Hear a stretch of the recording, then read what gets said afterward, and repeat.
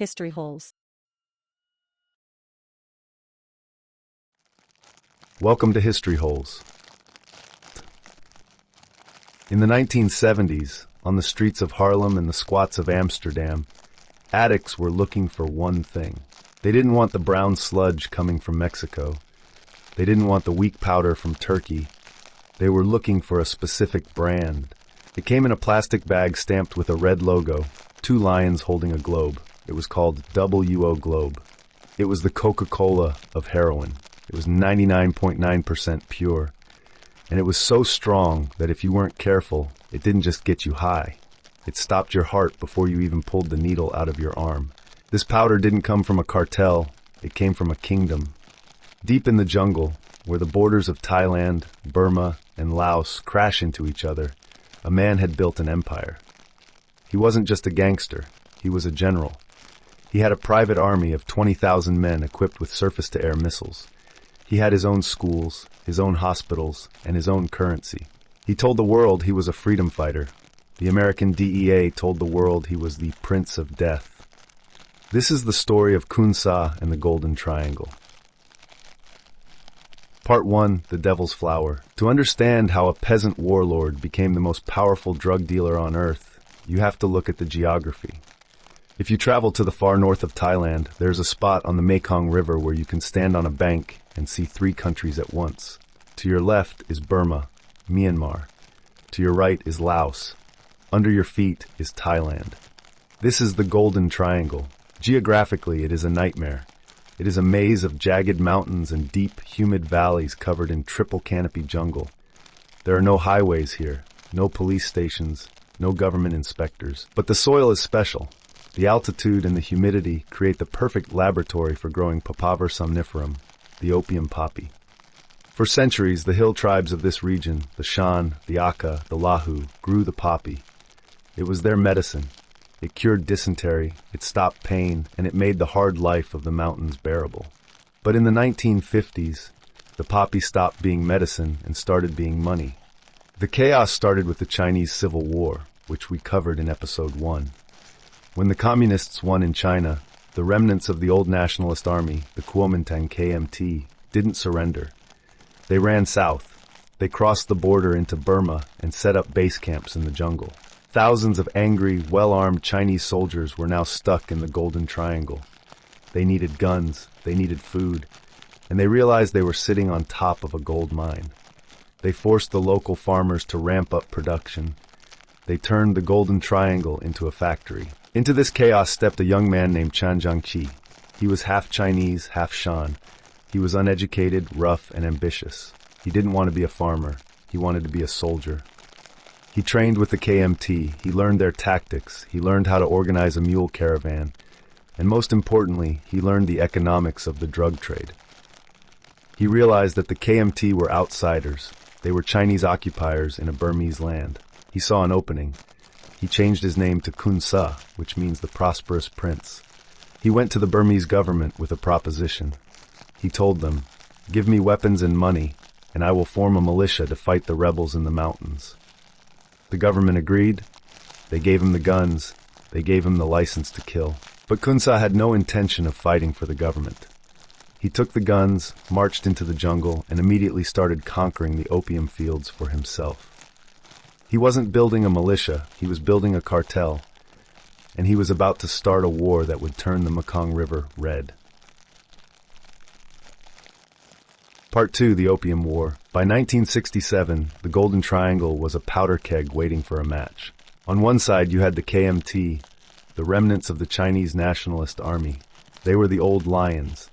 They controlled the checkpoints, they had the heavy machine guns, and they demanded a tax on every ounce of opium that moved through the mountains. On the other side, you had Khun Sa, the young wolf. He was tired of paying taxes.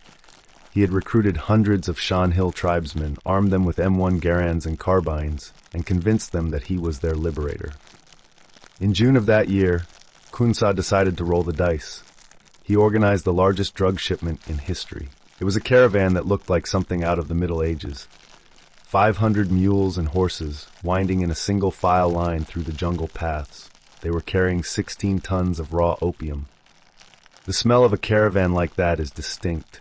It smells of wet mule fur, unwashed men, and the sickly sweet, earthy scent of the poppy gum. Khun Sa's plan was to march this massive fortune out of Burma, across the border into Laos, and sell it directly to the heroin refineries, cutting out the KMT entirely.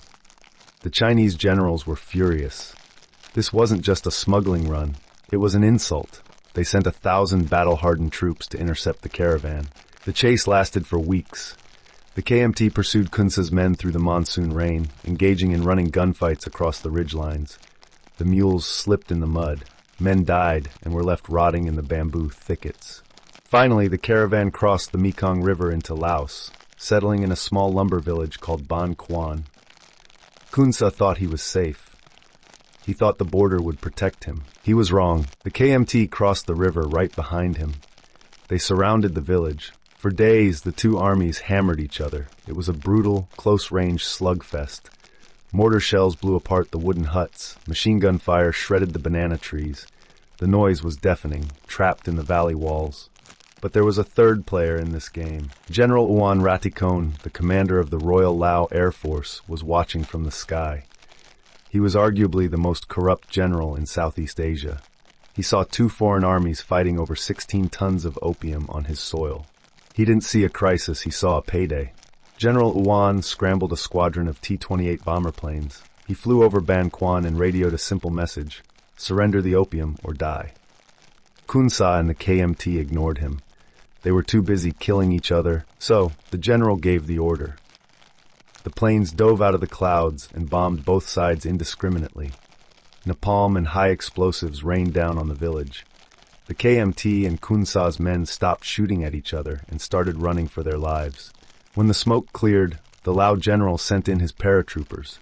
They swept the battlefield, stepping over the bodies, and confiscated the prize. General Uwan took the 16 tons of opium for himself. The KMT retreated to the hills in disgrace, and Khun Sa, he had lost his fortune. His army was battered. To the outside world, it looked like he was finished. But as he retreated back into the Burmese jungle, Khun Sa realized something important. Fighting for money was a fool's game. If he wanted to survive, he needed to fight for something bigger. He needed to build a nation. Part 3. The Prince of Death. After the disaster at Ban Quan, Khun Sa didn't just rebuild his army, he rebranded it. He realized that being a drug lord made him a criminal, but being a freedom fighter made him a statesman. He renamed his organization the Shan United Army, SUA.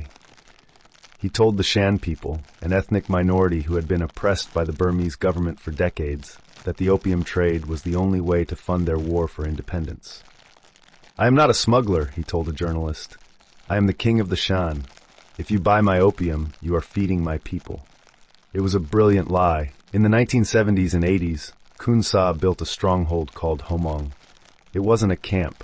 It was a capital city carved out of the jungle. If you walked through the gates of Homong, you would see paved roads, basketball courts, schools, and a hospital with modern surgical equipment. He had diesel generators providing electricity 24 hours a day. He even had a karaoke bar for his officers.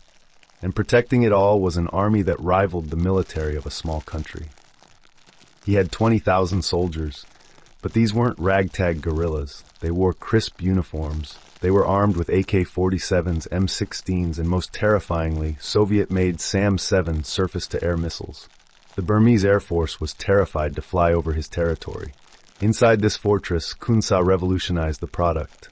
Before him, the Golden Triangle mostly exported raw opium, a sticky, dark gum that was hard to transport. Khun Sa brought in chemists from Hong Kong.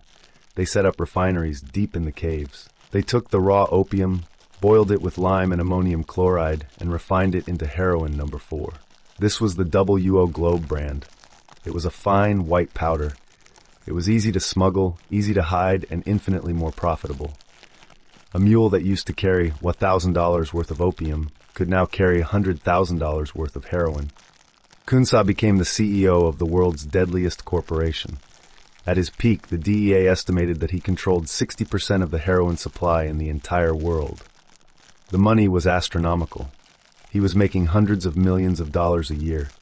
He lived like a medieval king, surrounded by bodyguards, concubines, and sycophants. But the Americans were watching. In Washington, D.C., the war on drugs was heating up. Heroin was tearing apart American cities, and the DEA knew exactly where it was coming from.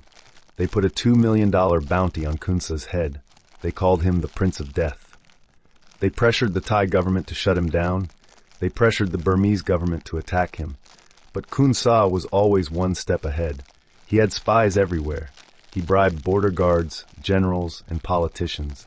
Whenever the Thai army tried to block his supply routes, he would simply switch to a new path.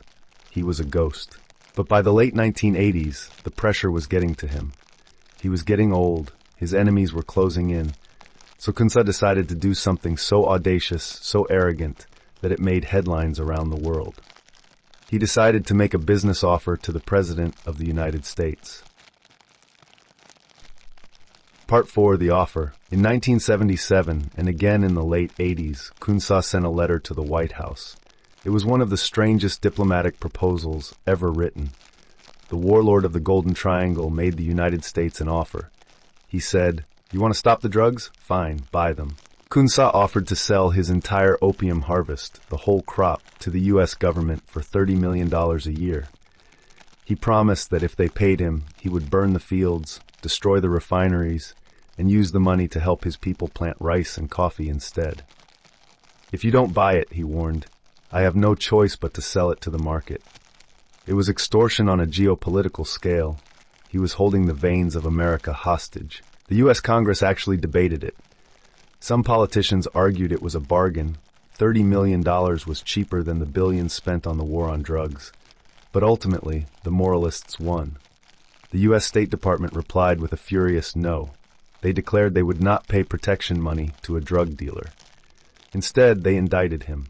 In 1989, a federal grand jury in New York charged Khun Sa with trafficking thousands of tons of heroin into the United States. They demanded his extradition. Khun Sa laughed. He was sitting in his jungle fortress, surrounded by 20,000 soldiers and jagged mountains.